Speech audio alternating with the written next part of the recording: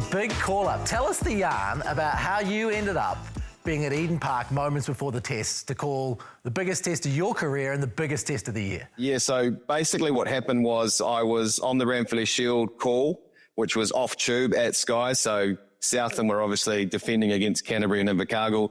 I was probably half an hour into the first half, and then Ben Castle, who was co-commentary with me, puts a note in front of me, and I'm thinking it must be something to do with one of the players, the statistic, something about the Shield, something I'd missed, or whatever it may have been.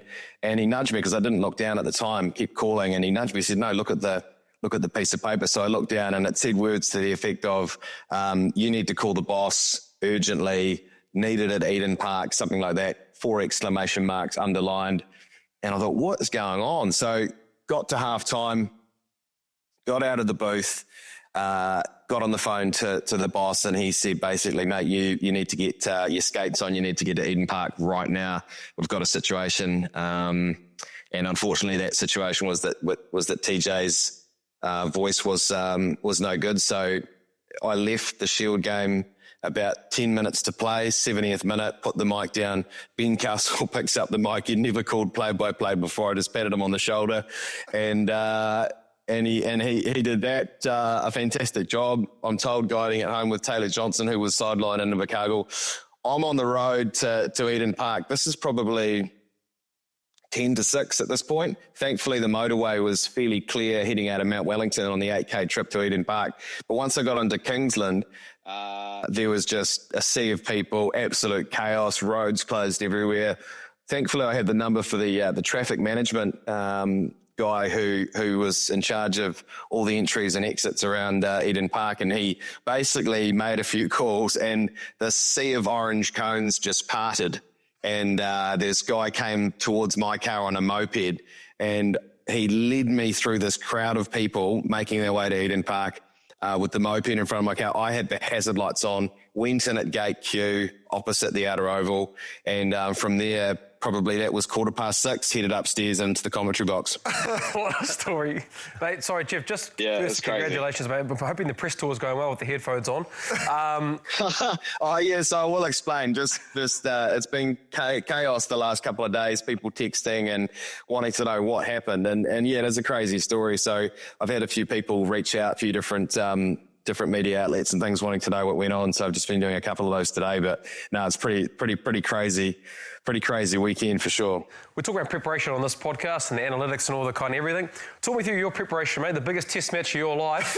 And you're doing about 50 minutes of preparation, trying to figure out where the car park is. Are you going to get up to there in time? Talk me through what it looks like for you, mate, as one of the better commentators floating around, and what your preparation was like for that night. When I got in the car, I thought, okay, let's keep this simple. So I started formulating an introduction, started thinking about Artie's test as well, the 100th, how I was going to approach that, what I would say, thought about player pronunciations, obviously not having the South Africans in Super Rugby to call domestically every year. We watch these guys on TV every other week, but calling a game of footy is different. You know, you have to be familiar. And then started getting my head around that. And then I called Ross actually. So thank you, mate, for that. I just wanted to go through the 23 of the Springboks with someone I trusted. And we just compared notes on pronunciations and whatnot. So that was great. Managed to cover that off. When I got to the commentary box, though, I was gutted for TJ, for Tony not being able to call the test match, but he'd obviously done so much prep and put together a wonderful intro and things. So he was kind enough and letting me use all of that, and obviously that certainly helped get me to kick off. And once kickoff were underway, we were in the zone. What was your favourite moment to call? I personally enjoyed Artie's turnover.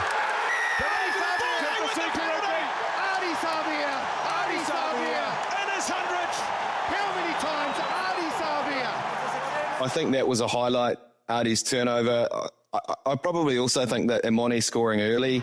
Now Bowden Barrett puts a kick across to the right wing side, where Imoni Nanawa waits. He's through. Imoni Nanawa, first try for the All Blacks.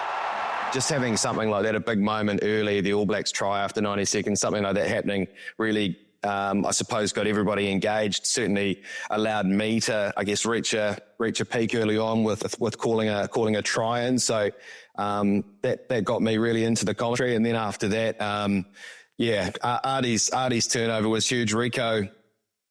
Rico Ioane for all the talk and the rhetoric around him to hold up Boks and Chair. Pretty crucial moment, really, in the test match, if you think about it, to hold them out, because if he scores, then it's a lot closer at the end. So that was big. I also, I just love the way the test flowed. For it to lead to that moment, for Artie to turn that ball over at the end, 100th test, and I was looking down, because I looked out the commentary box window. I wasn't looking at my monitor at the time. I looked down at the breakdown, and I hadn't actually seen him get over the ball. But then Marshy obviously called it. He said, Artie Savia. So as soon as I locked onto him, I just thought, got to say the line. How many times have we seen that in his 100 test matches? And he delivers again. And it was a nice moment, as we saw, when he was pointing down at the ground. And I think he was mouthing words like, this is my house, or this is our house. And yeah, hell of a test. Just everything we wanted, eh? Everyone knows that Eden Terrace is Jeff McTainsh's house. Everyone knows that. Everyone knows that. No, it's my wife's house, mate. You're a smart man. Fair enough, mate. Now, tell us about this weekend. What do you think is going to happen in the second test?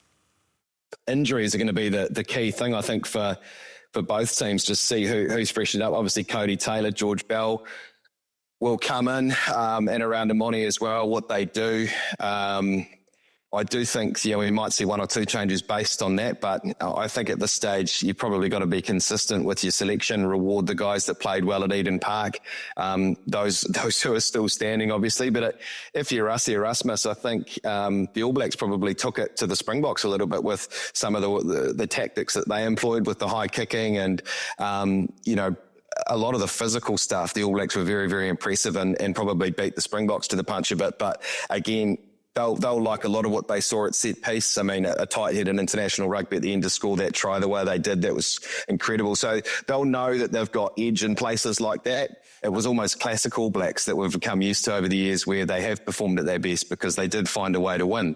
And that's probably been one of the main criticisms over the last couple of years, is we've been in those situations when the chips have been down and we haven't managed to get out of the stadium with the points. So I think that's the most pleasing thing for Razor and the team. You know what's really pleasing for me, Jeff? Just how beautifully clean your car is. It's an exceptional effort. Mate. Look at that.